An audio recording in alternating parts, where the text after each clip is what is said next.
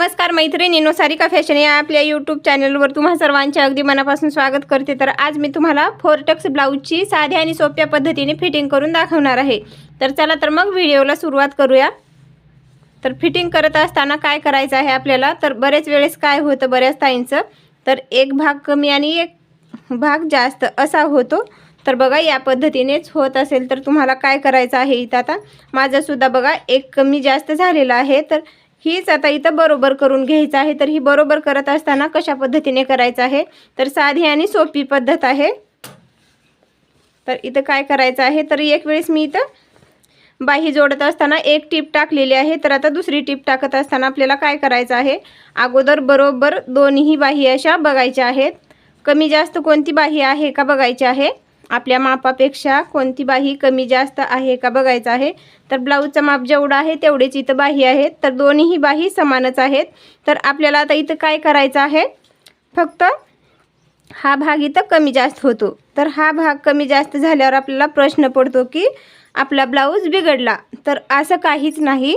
तर बघा खालचा जो भाग आहे तो अर्धा इंचाने इथं जास्त झालेला आहे। तर आता इथं एवढा जास्त झाल्यावर आपल्याला काय करायचं आहे, आता ही जी बाजू आहे समोरची, इथं बरोबर या शिलाईवर एक टीप टाकून घ्यायची आहे आणि मागच्या साईडला काय करायचं आहे बघा, समोरच्या भागाला जसं आहे तसं शिवून घ्यायचं आहे। आणि इथं खालच्या साईडला मागच्या बाजूला आल्यानंतर काय करायचं आहे बघा, तर इथंच आपली फिटिंग ही बरोबर येणार आहे। तर इथंपर्यंत आल्यावर काय करायचं आहे, एक पाव इंच अंतर इथं खालच्या साईडनी जास्त धरायचं आहे। म्हणजे खाली जे अंतर जास्त झालेलं होतं तर ते अंतर इथं कमी करायचं आहे आपल्याला। तर बघा पाव इंच अंतर जास्त घेतलेलं आहे। तर इथं बघा या पद्धतीने ही टीप टाकलेली आहे। तर तुमचं जर मागचं किंवा पुढचं अंतर जास्त झाल्यावर तुम्हाला या पद्धतीने कमी करून घ्यायचं आहे। तर बघा मागचा आणि पुढचा भाग इथं एक समान झालेले आहेत। तर बघा आपल्याला मागचा किंवा पुढचा भाग थोडासा जर जास्त झाला तर आपल्याला नवीन शिकत असताना तर भीती असते की आपला ब्लाऊज बिघडला, तर बिघडत नाही। तर या पद्धतीने त्या ब्लाऊजला आपल्याला बरोबर करून घ्यायचं आहे। तर आता दुसऱ्या बाजूलाही सेम त्याच पद्धतीने बरोबर बाही धरायची आहे। आणि आता इथंही मागचं अंतर थोडंसं किंचित जास्त झालेलं आहे। मागचं अंतर हे कमी करण्यासाठी आपल्याला इथं काय करायचं आहे, तर दुसऱ्या बाजूने शिवत असताना आता मागचा भाग हा समोर शिवण्यासाठी येतो बघा। तर इथं थोडंसं मी जास्त धरलेलं आहे, शिवणामध्ये अंतर जास्त धरलेलं आहे। जिथं जास्त अंतर झालेलं होतं ते कमी होणार आहे आणि समोरच्या बाजूला जशास तसं जिथून आपण टीप टाकलेली होती तिथूनच शिवून घ्यायचं आहे। आता हे अंतर कमी किंवा जास्त झाले असे तुम्हाला वाटत असेल तर बघा इथं फिटिंग करते वेळेस तुम्हाला दाखवणार आहे। तर बाही बरोबर धरायची आहे आणि हा ब्लाऊज सवाशी ठेवायचा आहे आणि ब्लाऊजच्या एकदम कडेने टीप टाकायची आहे। बघा या पद्धतीने टीप टाकून घ्यायची आहे। आता मागचा किंवा पुढचा भाग इथं कमी जास्त होणार नाही, तर एकदम बरोबर ही टीप आलेली आहे बघा या पद्धतीने। तर दोन्ही साईडला एकदम कडेने टीप टाकून घ्यायची आहे।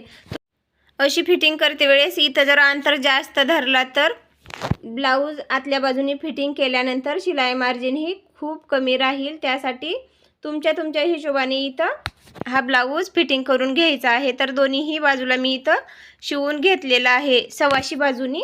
तर आता या ब्लाऊजला उलट बाजूनी आता फिटिंग करून घ्यायची आहे। ब्लाऊजची जशी फिटिंग असते त्या पद्धतीने इथं आता आपल्याला फिटिंग करायची आहे।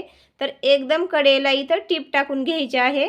तर ही फिटिंग एकदम सरळमध्ये येणार आहे। मैत्रिणींनो, ज्या कोणी मैत्रिणी सारिका फॅशन या चॅनलसाठी नवीन असतील तर व्हिडिओला लाईक करा, शेअर करा आणि सारिका फॅशन या चॅनलला सबस्क्राईब करा आणि साईडलाच घंटीचं बटन आहे त्यालाही क्लिक करा, म्हणजे माझे व्हिडिओ सगळ्यात अगोदर तुमच्यापर्यंत पोहोचतील।